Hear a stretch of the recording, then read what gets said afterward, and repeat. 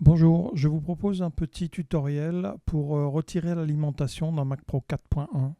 Tout d'abord, débranchez tous les câbles sur le Mac Pro.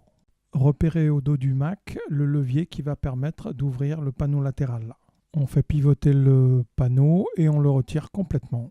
Personnellement, je préfère retirer le plateau qui contient le processeur et les barrettes de RAM. On appuie sur le coin des leviers et on retire le tiroir complètement.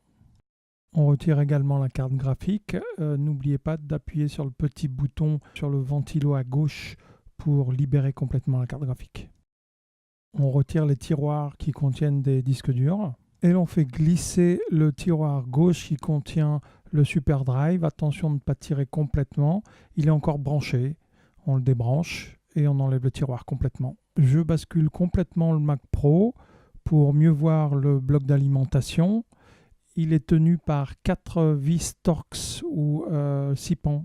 Je rebascule à nouveau le Mac Pro et je regarde à gauche à l'endroit où se trouvait le Super Drive pour voir qu'un panneau me cache le câble d'alimentation. Ce panneau est tenu par 2 vis cruciformes. On enlève les 2 vis et à l'aide de la poignée, on soulève légèrement le panneau pour le faire basculer vers l'avant et on le retire complètement. Apparaît alors le câble d'alimentation à la carte mère. Il faut pincer les 2 petits tétons sur les côtés pour le libérer. Puis on fera passer ce câble légèrement vers la droite en libérant le bloc d'alimentation et en le retirant complètement.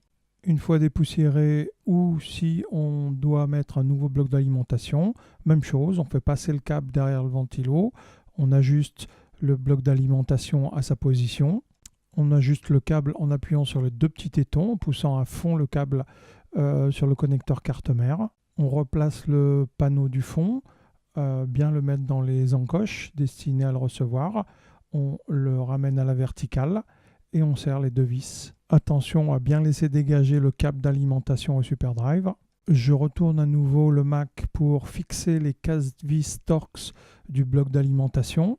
On rebranche le connecteur du Super Drive, on referme le tiroir du Super Drive, on rebranche les disques durs, on ramène la carte graphique à sa place, on la fixe, on ramène le tiroir du processeur jusqu'au bout et on abaisse les 2 leviers. Enfin, on referme le panneau latéral. Bravo!